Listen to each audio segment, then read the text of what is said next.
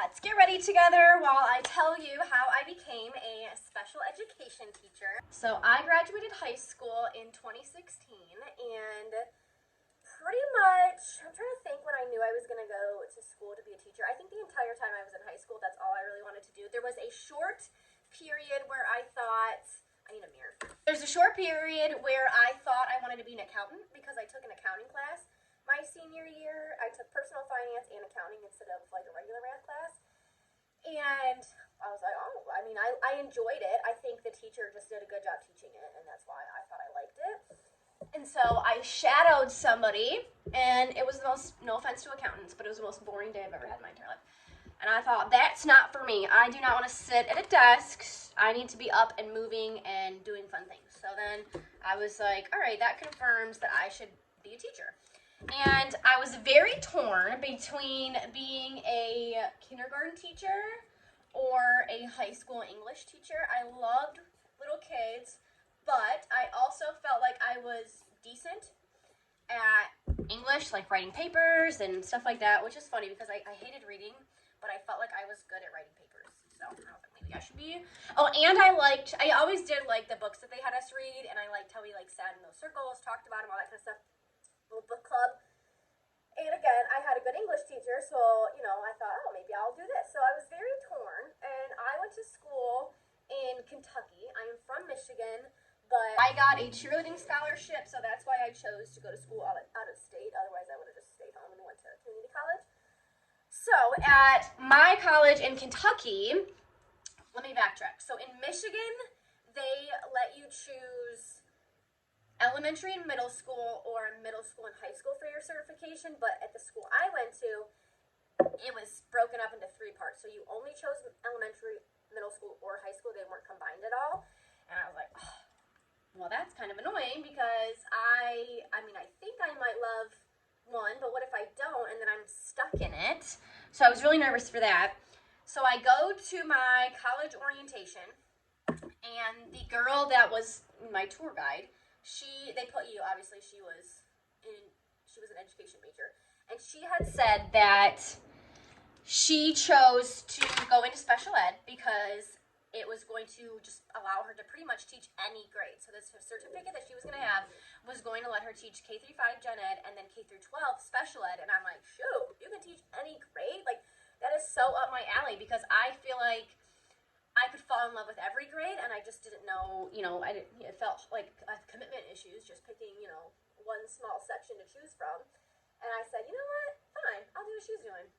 She seemed like she liked it, she was excited about it, so that pretty much was just the open door for me to slide into special ed.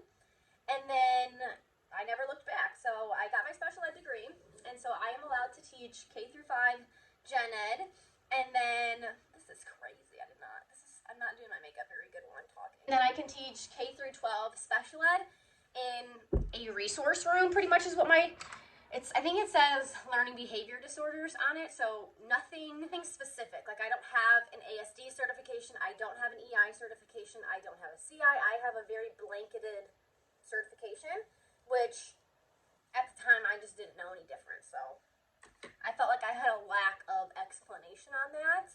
But that's fine. I ended up exactly where I was supposed to be. So I finished my degree. COVID hits during my student teaching. So I did 8 weeks in a first grade gen ed classroom. And then I got in 1 week at my middle school resource room classroom. And then COVID hit and I never went back. So I had very little to no experience not that the middle school was going to prepare me at all for the job that I have now, but still sucked. So I knew what district I wanted to work in. I wanted to work in the school district that I went to school in. And so that was just my dream where I wanted to end up. I would have literally taken any job to get my foot in the door there. So the first job that I applied for, they only had special ed positions posted. And this was in August of 2020. So then I applied for a middle school resource room position and then an elementary EI position.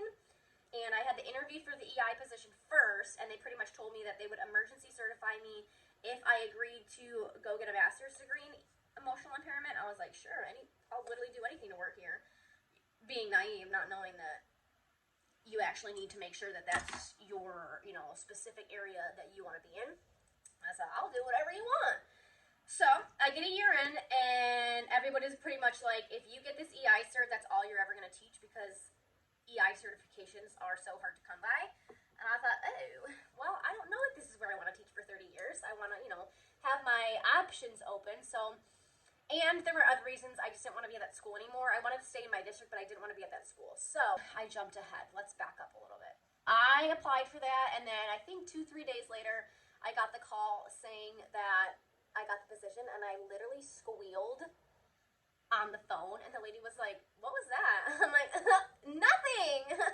But I was just so excited. I couldn't believe that I got my first teaching job and that I got it in the district that I wanted. I did have other interviews, and I was told no, and so it was, a nice eye-opening moment that the no's were leading me to a better yes. So I took that job. We were half virtual, half in person. It was crazy. It was all over the place. That summer, I taught summer school, and that's when I was introduced to our quote-unquote ASD program, and I just fell in love with those kids, and I begged my supervisor to put me at the school that had that program, and she was nice enough, she did it, and I've been there ever since, and it is my absolute, I love it. I had imposter syndrome my first year, and I thought, oh no, like, I am not meant to be a special ed teacher. I have no idea what I'm doing. This is so overwhelming. I don't feel qualified. And then, God was just sitting up there the whole time saying, you just wait, girlfriend. Like, if you just let me put the right people in your life and teach you how to be the teacher that I need and what the teacher that these kids need, everything will fall into place. And it did. Fell in love with it. Even my first year so my district calls it a cross-cat program, but it's pretty much run like a self-contained ASD program.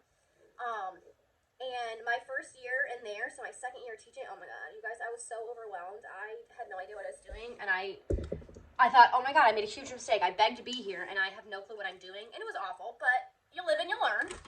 And it wasn't just awful for me, like, it was, the whole program that year was kind of a hot mess, but that's fine. So, here we are. I'm in year 5, and I absolutely love it. It is very challenging and very hard. Again, let me go back. This is not going well. This is why I don't do this, because I need to get my thoughts out, and you can't, like, re-record it because my makeup's already on my face. But I'll just have to move the puzzle pieces around. So I got my Gen Ed certification and my Special Ed certification in one, so it only took me 4 years to get that certification, which was really nice, because I think in Michigan, it's actually... I think your Gen Ed certification at certain colleges, like I think maybe at Grand Valley, it's a 5-year program.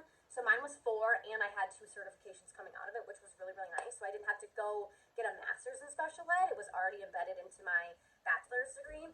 And then during my first year of teaching, I started my master's program at Eastern Michigan. I just did it all online. It's in curriculum and instruction with a concentration in leadership. I originally thought that I would one day want to be a principal and then a superintendent. I was going to work my way up.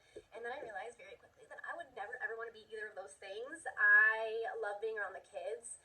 And I'm sure one day when I'm tired out, maybe that would be better. Like, I don't have the energy to be in a classroom full of kids. But my least favorite thing to do is manage adults. Love children. Children are so fun. And it just brings me so much joy to be in a room full of kids all day long. And so I don't see myself wanting to use my master's degree to go into administration. I think it definitely helps me with curriculum and making resources and adapting things and all that kind of stuff, but I don't see myself climbing the ladder like I originally thought I would, but that's fine. I don't regret getting it. I paid for it on a pocket, so I'm not like, oh, I'm in debt and I'm not even going to use it. It's already paid off. It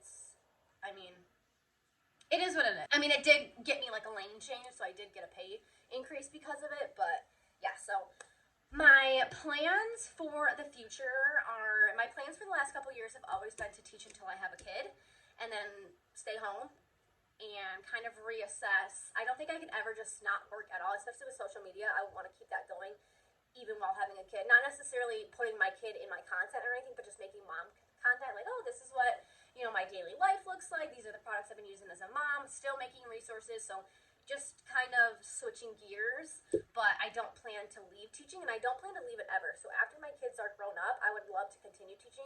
I genuinely love it. It's not something that I'm like, oh, one day I want to be a full-time influencer. I never want to be a full-time influencer. I don't feel fulfilled, and my content is me talking about what I'm passionate about. So I'm super passionate about teaching, And that's why I have a following, because I like to talk about the thing that I'm passionate about. I'm not passionate about showing, I mean, I like showing you my morning routine and my outfits and stuff like that, but that's not where my passion is. My passion is in the tips, the tricks, making the resources, and just being engulfed in the profession as a whole. So I don't ever see myself just doing lifestyle. Well, I mean, but it'll just be different. But anyway, I don't plan to leave teaching anytime soon.